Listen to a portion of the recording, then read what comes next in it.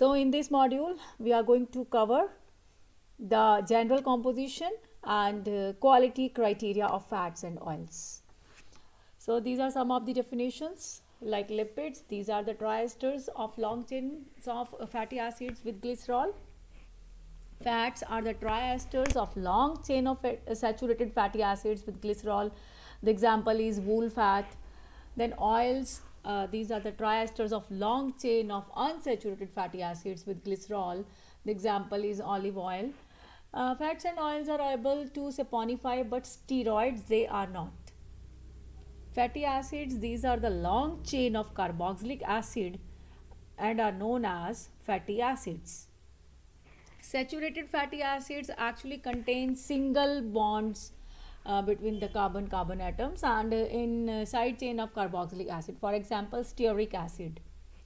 And the unsaturated fatty acids, they contain one or more carbon-carbon double bonds in side chain of carboxylic acid. The example is oleic acid.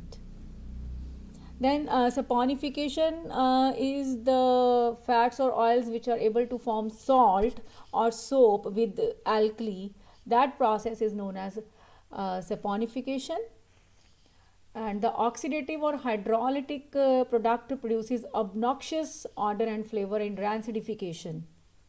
Hydrolysis is the breaking of triesters with water to form fatty acids and glycerol.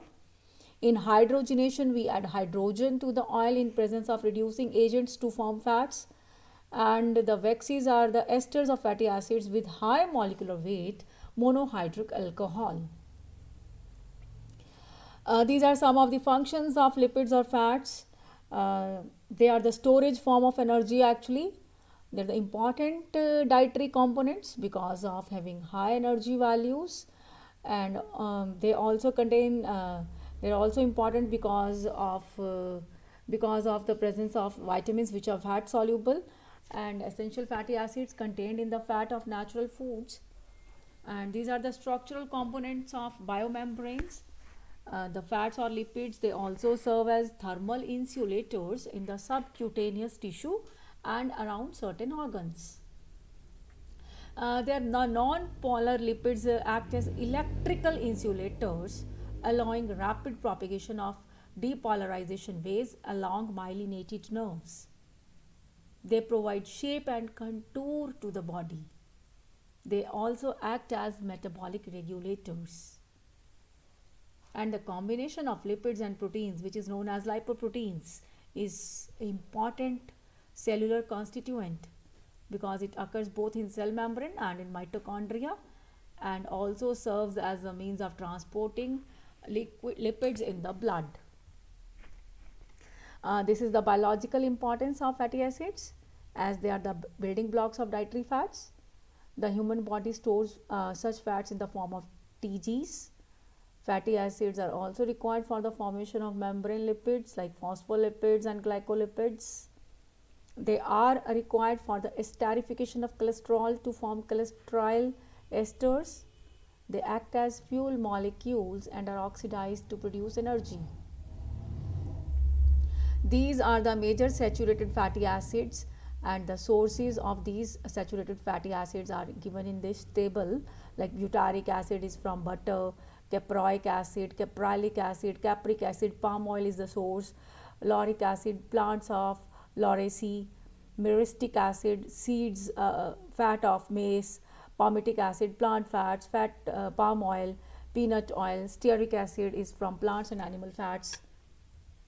These are some of the unsaturated fatty acids like palmitoleic acid, oleic, linoleic, gamma linolenic, erucic, arachidonic acids, and these are the sources and their structures being given in this table. So essential fatty acids, polyunsaturated fatty acids like linoleic and linolenic acids are essential for normal life functions because the body is not being able to synthesize them. They are essential and they are to be provided from some outside sources, and they are therefore characterized as essential fatty acids. And arachidonic acid is considered as semi-essential fatty acid since it can be synthesized from linoleic acid. If I talk about physical properties of fats, they are colorless, odorless, and tasteless, insoluble in water, and the specific gravity is less than 1. That is why the fats they float on water. Oils they are liquid at 20 degrees centigrade, and they contain higher proportions of unsaturated fatty acids. Fats they are solid at room temperature and contain saturated long chain fatty acids. TGs are the storage form of energy in adipose tissue, fat tissue, I mean. And this is the chemical reaction of the salt formation, in which fatty acid it reacts with the base to form the salt or soap. The example of sodium palmitate is given in this example. And the formation of halides, the fatty acids reacts with phosphorus halides to form acyl halides. This is how the esters are being formed. This is the hydrogenation process. Unsaturated fatty acids they undergo reduction or hydrogenation in the presence of reducing agents to form saturated fatty acids. This is the reaction of fats or oils. Hydrolysis. In hydrolysis, triglycerides are easily hydrolyzed by enzymes lipases in the digestive tract of animals to give fatty acids and glycerol. The fatty acids so produced play an important role in the metabolic process in the animal body. This is how the saponification occurs. When triglycerides they are hydrolyzed by alkalis, glycerol plus the salts of fatty acids they are being produced. Generally the sodium or potassium salts are obtained, which are termed as soaps. Unsaturated glycerides they react with hydrogen in the presence of metal catalyst. Usually the metal catalyst is nickel to give saturated glycerides. And this reaction is similar to the catalytic hydrogenation of alkenes. Here, the hydrogenation process saturates the double bonds present in the fatty acid components of the glyceride, thereby converting them to saturated acid components. And the result is the transformation of liquid glyceride.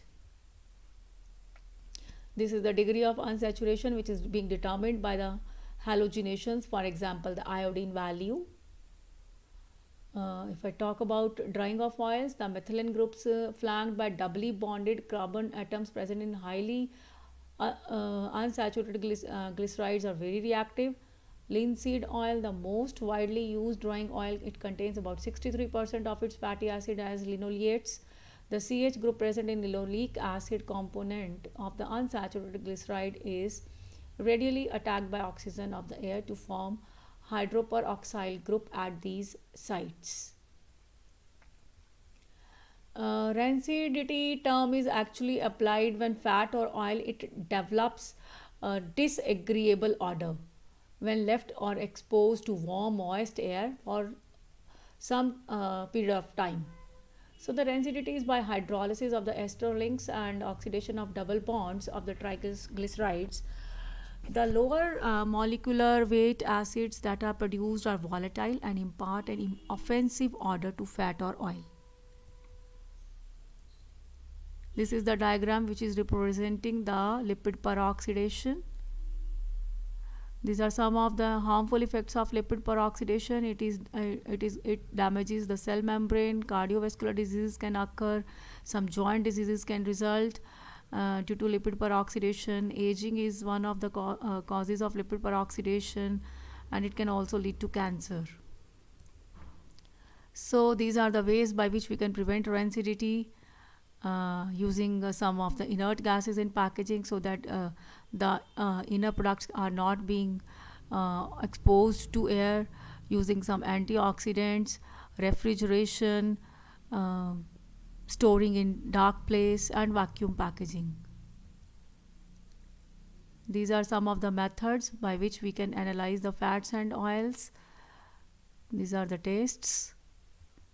And saponification number is the lipid index number, iodine number, acid number, and acid number it indicates the degree of rancidity of fat, and Polanski number it indicates the presence of non-volatile fatty acids in the given fat. Then Richard-Missel number it measures the amount of volatile soluble fatty acids. Acetyl number, it measures the number of OH groups present in a fatty acid. So fats and oil structure and function, if we talk about their structure, uh, the structure of lipid affects their nutritional and functional properties, and all the different variety of fats and oils which are used in some formulations have specific impacts on the sensory, nutritional and functional aspects of the finished products. The structure of lipid determines its function in the cell, and the triglycerides, they are composed of three fatty acids attached by Nestor linkage to the glycerol backbone, and these are the saturated fatty acids and unsaturated fatty acids, how they look like. And they also, fatty acids, they also vary in shape. These are the triglycerides, which are in which three fatty acids are connected to glycerol backbone. This can be palmitic, oleic, stearic acid. So the difference between fats and oils is driven by their fatty acid composition and the arrangement of the fatty acid in the triglyceride molecule. So choosing solid shortening for food applications is more complicated than liquid oils, as shortening's structure also affects the function, like flaky texture in the pastry and smooth mouthfeel in the breads. For many years, much of this functionality was achieved through the use of trans fats, which are the unsaturated lipids that function like their saturated counterparts. As the food industry rapidly moved away from using trans fats because of the perceived health concerns, lipid scientists had to scramble to find replacements that provided the unique functionality that trans fats offered. And palm kernel oils have become the primary sources for zero trans alternative shortenings.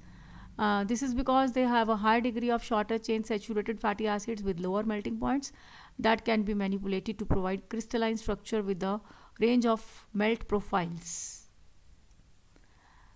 While palm based shortenings are working well in foods, there continue to be concerns around their saturated fat content. Recently, palm based shortenings are being transformed from containing as much as 64 to 69% saturated fat to as low as 24 to 46% saturated fat with equal functionality. And this is being done by using unsaturated fractions of soybean and canola oils in combination with interesterified palm fats.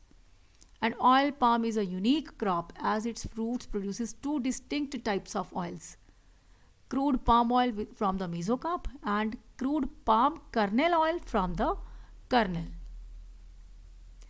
So from this we conclude that the structure of lipid, it determines its function, and the role of fats and oils play in food products and in human nutrition continue to grow and change. And most importantly, the principles of balance, variety and moderation form the basis for a healthful diet, along with the appropriate amounts of whole grains, vegetables, and fruits. And the cooperation between the food manufacturer with the food scientists and nutritionists is resulting in producing more healthful, satisfying food products. So, this was all about fats and oils. These are the references. Uh, Thank you for your attention. Happy